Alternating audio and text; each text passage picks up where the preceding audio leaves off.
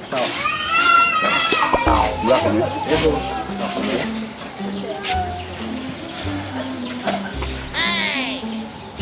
Hanyuma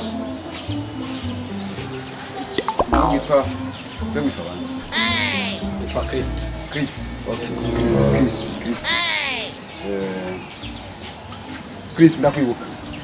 Nyibuka gute? Sozanye n'umukobwa wawe. Ego. Ego. Hanyuma umukobwa azatabwe gafise ngo ni wewe ashaka kuzombera umugabo. Ni wewe mbona gutya ashaka kuzombera wewe. Ego mse.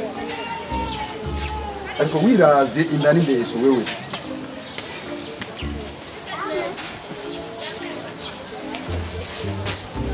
Kubera wo muri famille iwacu wo mu muryango wanje wewe ushaka kuja mu wewe nige abona nindero mufite muri famille wanje famille y'abatunzi keri wowe uzanga ngo nguje kuronga wewe urabishoboye Turakundanye. kundana nibi gusa ndagukunda kwihana Get out of here, man. namba tambere ufise Cyo kuri muse kweri mu mufuko nta ndero office kweri. Nta ndero office ariko ico office ni telefone. Sinzi ko ushobora kuma n'indero imwe basi nkagendana mu mufuko basi nembo uzi office ndero.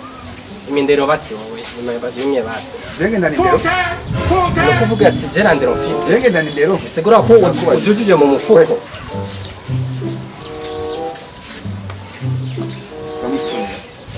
Turisonera muse. Ariko je nawe cyo kwangana jego ndiko nakubuza ntuzusubire mu musimu kandi kuko ntushobora kuba mu muryango wawe. Yambaye rabi ariko gusa nta je ndero office. Nimwe ntayo office he mu imifuko iragaragara yose kiretse gusa afisa ga telefone ndero office kuri mu mufuko. Telefone ni kwa Yego no office mu mifuko no mpamvu na ndero office. Afisa ga telefone mu ndero office. Yego. Wifuza igire kuza kuzoga mu muryango wawe wanje. Nimba ufise akindero basi ko ufise uzati je urafise indero. Asha kume basi no ndero imwe basi ntemberane mu mufuko. Ndabavyiza ati subiye kukubona mu ndembo iwanje wewe uja kurondera izirondera mu rugo wawe. Wewe natwebwe n'ibijanye. Hanyuma indero natwe ufise.